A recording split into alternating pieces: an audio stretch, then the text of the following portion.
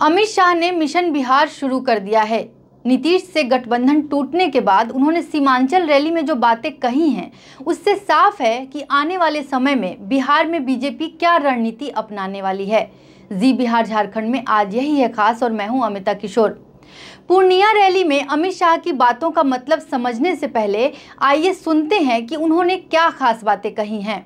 मुझे बताइए, धारा 370 हटनी चाहिए थी या नहीं हटनी? एक कश्मीर भारत का अभिन्न अंग है या नहीं? जोर से बोलिए जरा, और जोर से बोलिए। अब मैं नीतीश जी को कहता हूं, वो और लालू जी एक बार बोल दे कि धारा 370 हटाई, मोदी जी ने अच्छा किया, जरा एक बार तो बोल दो। और नीतीश जी लालू की गोदी में बैठे हैं, तब यहां जो डर का माहौल खड़ा हुआ है, मैं आपको कहने आया हूं, ये सीमावर्ती जिले हिंदुस्तान का हिस्सा है, किसी को डरने की जरूरत नहीं है।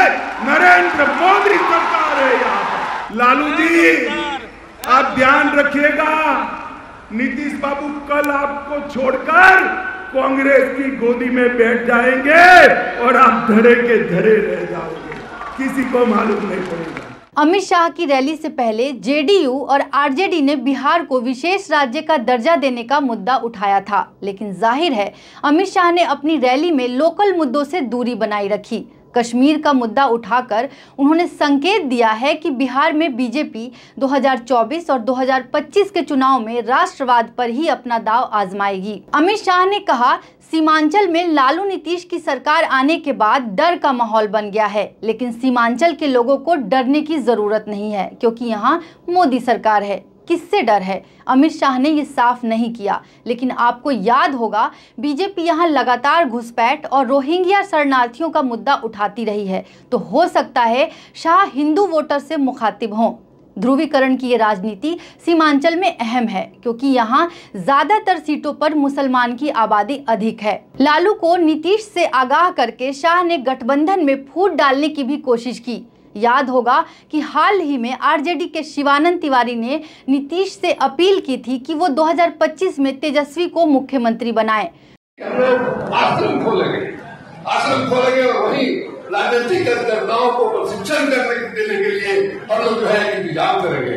तो हम नीतीश जी को कहेंगे कि भाई वो आश्रम खोलने वाला भी ध्यान रखिएगा, 2025 में मुख्यमंत्री बनवाइए तेजस्वी को, उसके बाद आश्रम खोलिए, हम भी उस आश्रम में आपके साथ हैं। फूट की इस गुंजाइश को पूर्णिया रैली में शाह ने हवा दे दी। बीजेपी राष्ट्रीय मुद्दों को हवा देना चाहती है, लेकिन गठबंधन वोकल फॉर लोकल है। रैली खत्म होते ही आरजेडी नेता तेजस्वी यादव ने इस रैली को कॉमेडी शो बता दिया। उन्होंने कहा कि देश के गृह मंत्री बिहार आए और बेरोजगारी, गरीबी पर कुछ नहीं कहा, न ही बिहार को विशेष राज्य का दर्जा देने की पीएम के वादे पर कुछ बोले। गृह मंत्री ने बिहार में जंगल राज का जिक्र किया तो तेजस्वी ने पूछा कि दिल्ली तो उनकी पुलिस देखती है, वो अपराध में नंबर 1 है, तो फिर बिहार में जंगल राज कैसे? रोजगार पे नहीं बात की, महंगाई पे नहीं बात की, बात क्या किया? हम तो पहले कह रहे थे ना, आएंगे तो झूठों का माहौल गड़बड़ करने के लिए आएंगे और कहेंगे कि जंगल राज है। अरे पहले अमित शाह जी, आप जहां दिल्ली में बैठते हैं, क्राइम में अव्वल नंबर पे आता है, और वो आप ही के विभाग का आंकड़ा निकाल लीजिए एनसीआरबी का, तो दिल्ली में क्राइम बिहार से अधिक है।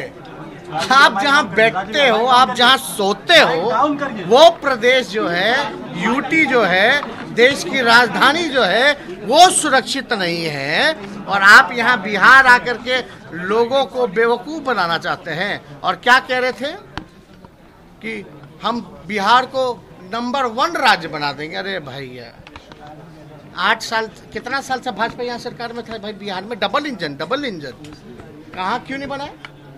डबल इंजन था तो क्यों नहीं बनाया बिहार को नंबर 1 का राज्य?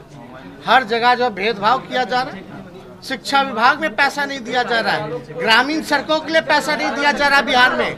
सारा आंकड़ा हम लोग लेकर के बैठे, इन लोगों के पास कुछ नहीं बोलना है। वही क्या भाषा कैसे बोल रहे थे, हम तो हंसी आ रही